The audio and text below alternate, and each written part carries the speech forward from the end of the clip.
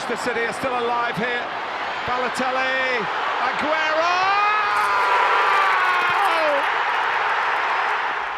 If you're a football fan and you spend some of your time on social media, you've probably seen these images before. Empty blue seats. There's no fans there. City have no fans. The Etihad Stadium's empty. Etihad. But you're wrong, actually.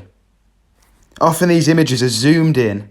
They show you a very small segment of the ground that may not have that many fans in, or it may be taken at half time, or before the game, or after the game. But you can't use one small area of the ground to represent the whole stadium. Sometimes, in an early cup game, for example, City might not sell the whole ground. They might sell 3/4 or 2/3 of the ground out. So there's going to be empty seats. Every team in the country, in England, every team in the world will be unable to sell all the tickets for one game. This image here as well, you can see. This was used to say that City had no fans again. But the away end in this ground was still there because the police had asked for the away fans to stay locked into the ground for a period of time just to keep the home fans and the away fans away from each other temporarily. So yeah, it's quite obvious that there's an agenda against City, particularly with the supporters. There's a handful of ways people can manipulate you and make you believe City don't have any fans. Occasionally, you might have a low attendance game, but every team in the country does. But I'm actually going to explain. City had an attendance of 84,569. And as I've already said, no English team in history has had more fans in a stadium than City did here in this home tie against Stoke in 1934 in the FA Cup. So yeah, that just kind of proves a long-standing history of large support for City. And that's going to span on into the future generations of 1934, i.e. today, for example. But let's fast forward a little bit into the future. The year's 1998, and City have just been relegated from the second tier of English football down into the third tier of English football. That remains today the lowest point in the club's history. And actually, at one point in that season, City had actually dropped to 14th in the league. Now, that's just shocking if you think about where the club is now. Last year, lost the Champions League final, fair enough, but they actually got there. Think about the gap from 14th in the third division of English football to getting to the Champions League final, right? So you'd think if City didn't have any fans in 2021, surely they didn't have any in the third division of English football. Or did they? In the 1998-99 season, City actually averaged an attendance of 28,261, and that's in a stadium, Main Road, that held around 35,000 people. So, pretty decent attendance for a team with no fans in the third division. City's away support in that season was nothing short of incredible as well. They helped to break several home attendances when they travelled away. For example, other teams in that division broke their own home attendances solely because City brought a huge following to their games. City actually put a really good run of form together, particularly after they dropped to 14th, and they managed to qualify for the playoffs in third place. They actually won the playoff final in incredible circumstances, really. 2 late goals. You're actually losing 2-0 going into the 90th minute of the game, and they scored 2 last-minute goals to take the game into extra time, and they eventually won on penalties to a sellout City crowd at Wembley. And again, City have no fans, but they're doing this in the third tier. But let's fast forward another year to the 1999-2000 season. And it's right at the end of the season. City have actually just won away at Blackburn. This is at Ewood Park. And they've beaten Blackburn 4-1 to finish second in the Championship and go straight up to the Premier League. Now, just look at how many fans are on this picture. This is an away game. City sell out the away end instantly. Fans are buying tickets all over the home end, and some have even perched themselves on a hill just outside the ground just to watch their team, just to get a glimpse of their team being promoted back to the Premier League. Now, this is remarkable, really. You can't say City have no fans when you're seeing this. In the Championship, again. Not in the Premier League, in the Championship, we're doing this. I'm just going to play a small clip of Sky Sports' footage from that day, and yeah, just listen to the commentators' words, look at the fans, listen to the noise, and listen to the words of City manager at the time, Joe Royle. Terry Hilborn blows the final whistle, and Manchester City have completed the climb back to the Premiership. A second successive promotion, Joe Royle getting an instant bottle of champagne, and 4 years years and 2 days after they played their last Premiership match, Manchester City are back there. In football, Joe, is this your proudest moment? At the moment, it's fantastic. You know, back-to-back promotions, and particularly the size of the club. And when you see the fans that we've got, the fans were amazing today. They nearly killed me in the end. They were squashing me to death, but they were fantastic. And the Premiership deserves Manchester City. And I ask you here as well, just listen to the fans here and listen to the actual words coming out of the commentator's mouth.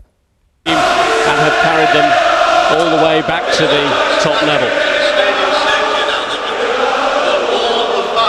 Delighted expressions on all of the faces. Fans and players have had a unique bond. Ian Bishop there, he's a fiction writer, isn't he, in his spare time, and he and his teammates have just written a very happy ending to Manchester City's season. What a support this club's got. What a support. You know, when they were down there, they still had, 28,000? Imagine next year. They will take thousands to every away match. Yeah, so just to reiterate that fact, 28,000 fans getting in a third tier of English football at Main Road. But let's move it on a bit. This is 2003-04 season. City is struggling towards the bottom of the Premier League table, and they're still racking up numbers of 46,834 average fans per home game in the Premier League, and that was 98.1% of their total capacity in that season. So yeah, let's move it across to Old Trafford in the same season, and it's interesting comparison, this one, because City finished, I think, 16th in this year, whereas United were pushing right at the top. I think they finished 3rd in the end. But yeah, United managed 66,607 fans on average in that season, and that was 99.1% of the capacity. So that's pretty decent, similar to City's, both very full in this season. Let's kick it on a bit now, because this is the 2019-20 season. This is the last season that was actually data available on transfermarket.com. But yeah, City had obviously a larger ground by this point, so did United. So yeah, quite easy to compare. But City had an average 54,219 fans in the ground, and that was 98.6% of the total capacity for the Etihad. And in the same year, United had an average 72,710 fans in per game, and that was only 96% of the total capacity of the ground. So, you know, at this point, City have got a slightly better average attendance on percentage. So where does this myth come from? Is this just an agenda against Manchester City? Maybe. Is it jealousy? Maybe. But at the end of the day, in the media, on social media, if people keep showing you the same images of City having an empty ground, enough people are going to believe it. Enough people that don't watch football or go to games or keep up to date with football are just going to believe these lies. Am I trying to say that City have a bigger fan base than United or Liverpool or any big team like that? No. I'm just trying to say City are a big team. They have a lot of fans and a lot of loyal fans, but this is kind of disregarded by a lot of people for some weird reason. Who's the noisiest? Now, this data is not just one thing to go off, but we've used multiple things today. City coming in second with 82 decibels at their peak in the 2018-19 season. And Wolves coming first. Very decent fan base at Wolves. Very loud fans, very clearly. Chelsea, Fulham and Palace after that. Everton as well. But surprisingly, Liverpool and United don't even make the list.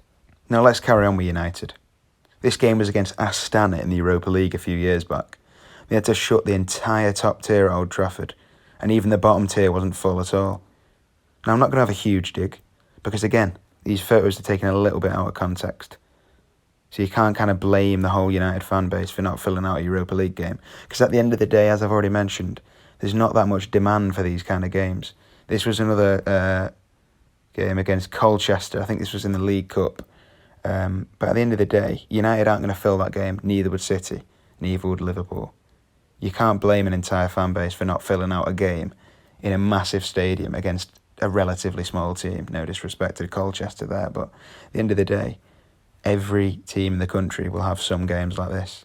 So let's just recap. City have a huge fan base. Maybe not as big as United or Liverpool, but we've risen from the depths of the third tier of English football. And we've slowly risen back up to the top through the Championship. And then one day in 2012, we won the league again. And now we're competing for the biggest prizes in the country and in Europe. So we're not plastic. We turn up to games. It's not empty every week. But if you want to believe that, that's up to you. But let me tell you now, it's not true. So yeah, thanks for watching. And yeah, if you want to pass this on to any other football fan or City fan, it'd be much appreciated. And if you want to leave a comment or like or subscribe, that'd be great as well. So thank you very much for watching. Nice one.